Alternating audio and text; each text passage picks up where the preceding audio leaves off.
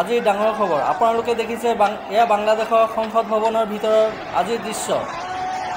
শ্ৰীলংকাৰ পিছত এইবাৰ বাংলাদেশত প্ৰধানমন্ত্ৰী শ্বেখ হাছিনাৰ বাংলাদেশ এৰি পলায়ন। বাংলাদেশত ছাত্ৰ আন্দোলনৰ চূড়ান্ত ৰূপ।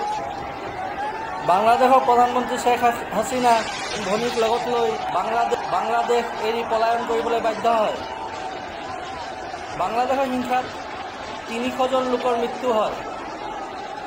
বাংলাদেশত ইণ্টাৰনেট সেৱা সম্পূৰ্ণৰূপে বন্ধ দিয়া হৈছে।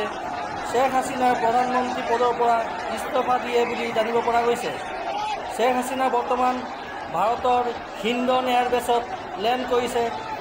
ভাৰতত অৱতৰণৰ পিছত শ্বেখ হাছিনা ইংলেণ্ড যাব পাৰে বুলি জানিব পৰা গৈছিল যদিও বৰ্তমান কিছুদিনমান ভাৰতবৰ্ষতে থাকিব বুলি জানিব পৰা গৈছে। বাংলাদেশ সেনা শাসন দিয়া হৈছে আৰু সেনাই নতুন চৰকাৰ গঠন কৰিব। বাংলাদেশৰ ৰাষ্ট্ৰপিতা শ্বেখ মুজিবুৰ ৰহমানৰ মূৰ্তি ভাঙি দিয়া হৈছে।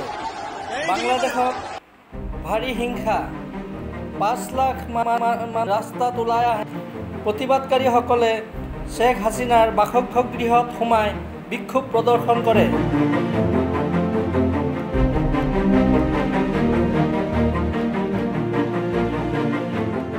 দেশে একটা ক্রান্তিকাল চলছে। আমি সমস্ত রাজনৈতিক দলের নেতৃবৃন্দকে এখানে আমন্ত্রণ করেছিলাম। ওনারা এখানে এসেছেন। আমরা একটা সুন্দর আলোচনা করেছি। সেখানে আমরা সিদ্ধান্ত নিয়েছি যে একটা ইন্টারিম গভর্নমেন্ট আমরা ফর্ম করব এবং ইন্টারিম গভর্নমেন্টের মাধ্যমে এই দেশের সমস্ত কার্যকলাপ চলবে।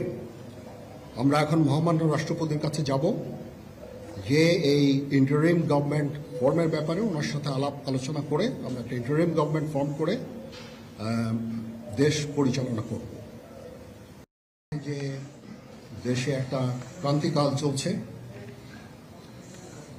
আমি সমস্ত রাজনৈতিক দলের নেতৃবৃন্দকে এখানে আমন্ত্রণ করেছিলাম। ওনারা এখানে এসেছেন। আমরা একটা সুন্দর আলোচনা করেছি। সেখানে আমরা সিদ্ধান্ত নিয়েছি যে একটা ইন্টারিম গভর্নমেন্ট আমরা ফর্ম করব এবং ইন্টারিম গভর্নমেন্টের মাধ্যমে এই দেশের সমস্ত কার্যকলাপ চলবে।